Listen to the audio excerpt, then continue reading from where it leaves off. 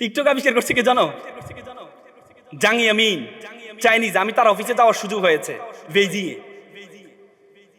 জাং ইয়ামিন তিনি বলছেন, I created TikTok only for unstable and jobless people.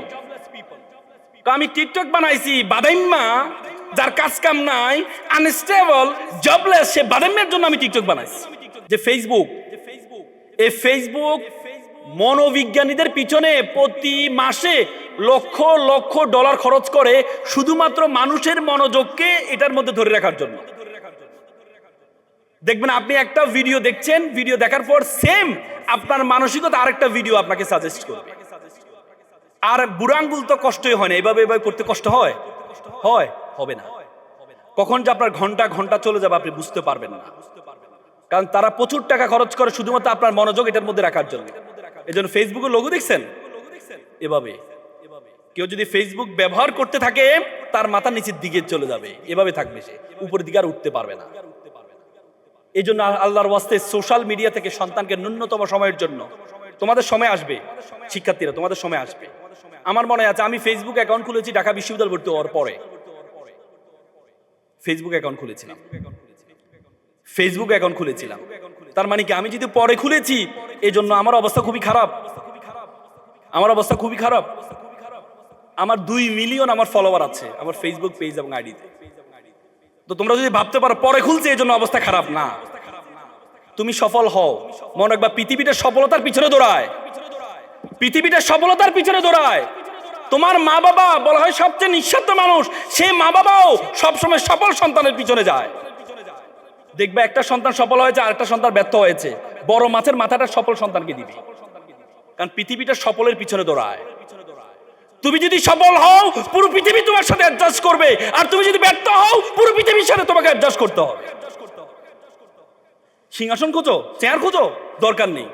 সিংহ হও, যেখানে বসবা সেটাই সিংহাসনে পরিণত হবে। ব্যর্থ হইও না। ফুটবলকে লাথি মারে কেন জানো? কেউ বলতে পারো ফুটবলকে কেন লাথি মারে? কেউ একজন বলবা যে ফুটবলকে আমরা লাথি মারি কেন? আচ্ছা, আমাদের জাতীয় খেলা কি বলো? কি? হাডুডু। হাডুডু সংস্কৃতি আর আমাদের জাতীয় সংস্কৃতির মধ্যে মিল আছে। একজন আগালে 5 জন ধরে রাখে, একজন আগালে আর আরেকজনকে আবার 5 জন দাঁড়াই থাকলে একজনকে খোঁচা মারে, হা ডু ডু ডু ডু। মানে আমাদের সমাজের সংস্কৃতি। এই জন্য আমাদের জাতীয় খেলা হাডুডু। আর জার্মানের জাতীয় খেলা ফুটবল। ফুটবলকে লাথি মারে কেন জানো? ফুটবল ফাঁপা, ভিতরে ফাঁপা, খালি। পাথরকে লাথি মারতে দেখছো কখনো? পাথরকে না, পাথরকে কেউ লাথি মারে না, ফুটবলকে লাথি মারে, কারণ ফুটবল হচ্ছে ফাঁপা। তুমি ফাঁপা থাকবা, তুমি ব্যর্থ হইবা, আসতে যাইতে মানুষ তোমাকে লাথি মারবে। আর তুমি যদি সফল হও তোমার প্রত্যেকটা জিনিস বলা হয়, তুমি যদি ব্যর্থ হও তোমার সুটেড বুটেড মানুষের কাছে একটা পরিহাস, আর তুমি যদি সফল হও তাহলে তোমার ছেঁড়া পাঞ্জাবি একটা ইতিহাস। এই জন্য সফলতার কোনো বিকল্প নেই। আল্লাহ তাআলা কোরআনে বলেছে, কাদ আফলাহা মান যাক্কাহা। সফল সে ব্যক্তি যে নিজেকে শুদ্ধ করেছে। ওয়া কাদ খাবা মান দাসসাহা। ব্যর্থ সে ব্যক্তি যে নিজেকে কলুষিত করেছে। এই জন্য তোমাদের প্রতি আল্লাহর ওয়াস্তে এই ফেসবুক, টিকটককে ব্যবহার করো। এখানে টিকটক টিকটক কুমিল্লাতে একটা কলেজে 100% ফেল করেছে। তো পরে জানা গেছে কারণ কি, 100% ফেল করার কারণ কি? পরে দেখা গেছে না 100% টিকটকার। টিকটক আবিষ্কার করছে কে জানো? জাং ইয়ামিন, চাইনিজ। আমি তার অফিসে যাওয়ার সুযোগ হয়েছে বেইজিং এ। জাং ইয়ামিন তিনি বলছেন, I created TikTok only for unstable and jobless people. আমি টিকটক বানাইছি বাদাইম্মা, যার কাজ কাম নাই, আনস্টেবল, জবলেস, সে বাদাইম্মার জন্য আমি টিকটক বানাইছি। আর দেখা গেছে বাংলাদেশ এবং ভারতের সবচেয়ে বেশি টিকটকার, মানে এই অঞ্চলে সবচেয়ে বেশি বাদাইম্মা বেশি।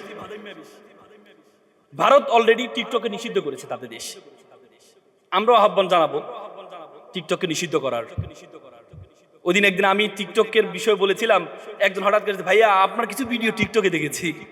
আমি বলছি, এটা আমি দিই নাই, এটা আমি দিই নাই। কেউ পছন্দ করে সে দিয়েছে ভিউ পাওয়ার জন্য, বাট আমি দিই না, আমার কোনো টিকটক আইডি নেই।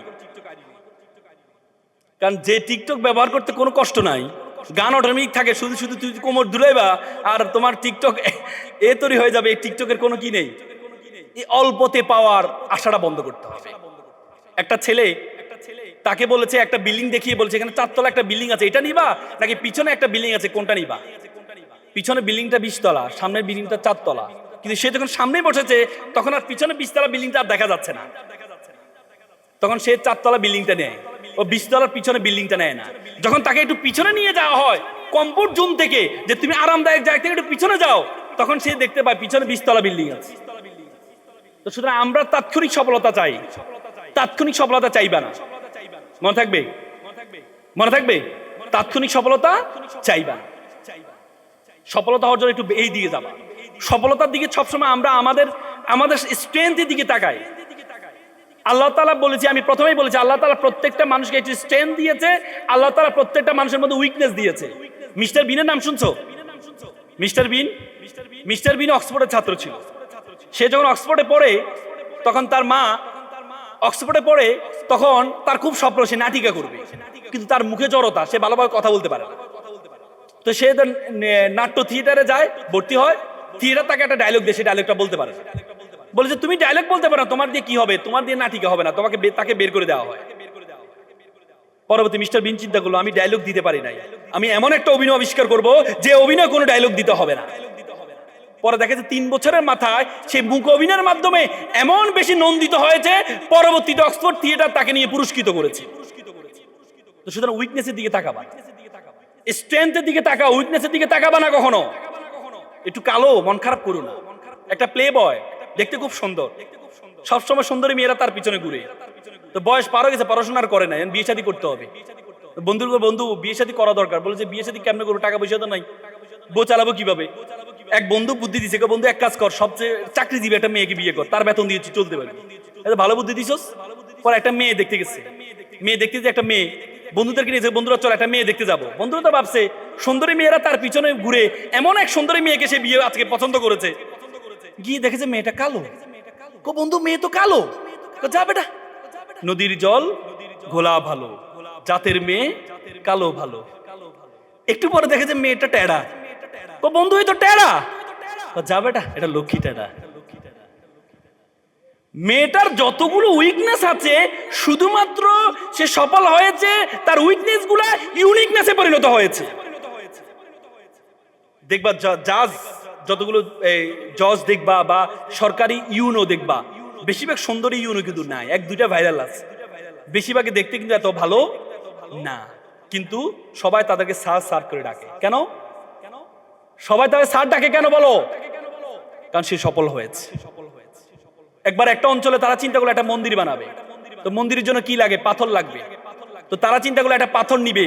এক জায়গায় গেছে একটা পাথরের জন্য, পাথর সাহেব আপনাকে আমরা নিব। বলে কি করবা? বা আপনাকে নিয়ে একটু কাটবো, ঘষবো, মাজবো, তারপরে মূর্তি বানাবো, মন্দিরে রাখবো, সবাই আপনাকে সেলুট করবে। সে বলছে ভালো কথা, কিন্তু কাটবা ঘষবা এটা ছাড়া করা যায় না? বলছে না, কাটলে ঘষলে না ঘষলে আপনাকে তো মূর্তি না বানালে কেউ তো আপনাকে সেলুট করবে না। সে বলছে না, এত কষ্ট আমি করতে পারবো না, তোমরা ওই সাদা, পরে পাশে একটা কালো পাথর, অবহেলিত পাথর। বলে স্যার আমাকে নিয়ে যান। তোমাকে নিব? স্যার আমাকে কাটেন, ঘষেন, মাজেন, কোনো সমস্যা নেই। পরবর্তীতে তাকে নেওয়া হয়, নিয়ে কেটে ঘষে মেজে 6 মাস কেটে ঘষে মেজে মূর্তি বানালো, মন্দিরে রাখলো। সবাই এসে তাকে কি করে? সালাম দেয়, সেলুট করে। তখন তারা চিন্তা করলো মন্দিরের জন্য বিশাল লাইন, সবাই নারিকেল নিয়ে দাঁড়িয়ে আছে, নারিকেল ভাঙবে। দেয়ালে যদি সবাই নারিকেল ভাঙে তাহলে তো অবস্থা খারাপ হয়ে যাবে, তাহলে এই দেয়াল তো আর থাকবে না। তখন তারা চিন্তা করলো ওই যে সাদা পাথর, তাকে অফারটা দিয়ে দিই। পাথর সাহেব আপনার একটা চাকরি পেয়েছি। কি চাকরি? তো কাটবে না, ঘষবে না, মাজবে না, শুধু আপনাকে রাখবো, নারিকেল ভাঙবে, নারিকেল পানিটা ওখানে গিয়ে ডালবে। চমৎকার, ঠিক আছে আমাকে নিয়ে যাও। পরে নিয়ে মন্দিরের মুখে রাখলো, সবাই এসে নারিকেল ভাঙে আর পানিটা নিয়ে কালো মূর্তির উপর ঢালে। আর কারো জুতো খুলে গেলে সে জুতোটা রাখে আর পিতি লাগায়। সে বলে কিরে বেটা, সবাই আমার সাথে একসময় সেলফি তুলতো, আর আজকে সবাই আমাকে লাথি মারে, নারিকেল ভাঙে আর পানিটা নিয়ে ওই যে কালো মূর্তির উপর ঢালে, ঘটনা কি? তো কালো মূর্তিকে রাখলো, এই বেটা তোরা এত সম্মান দেয় কেন? বলছে স্যার আপনি তো আজকে দেখতে পাচ্ছেন মানুষ আমাকে সম্মান দিচ্ছে, কিন্তু মানুষ আমাকে সম্মান দিচ্ছে আপনি দেখতে পাচ্ছেন, কিন্তু আমাকে যখন কাটা হয়েছে, আমাকে যখন ঘষা হয়েছে, আমাকে যখন মাজা হয়েছে, আমি সহ্য করেছি বলেই মানুষ আজকে আমাকে সেলুট করছে, সালাম করছে। তুমি যদি মনে করো তোমাকে কাটবা না, ঘষবা না, মাজবা না, তোমাকে মানুষ এমনি সেলুট করবে? নো নো, তুমি তোমাকে কাটো, ঘষো, মেজে তুমি তোমাকে সম্মানিত করো, দেখবা মানুষ তোমাকে সেলুট করবে, সালাম করবে।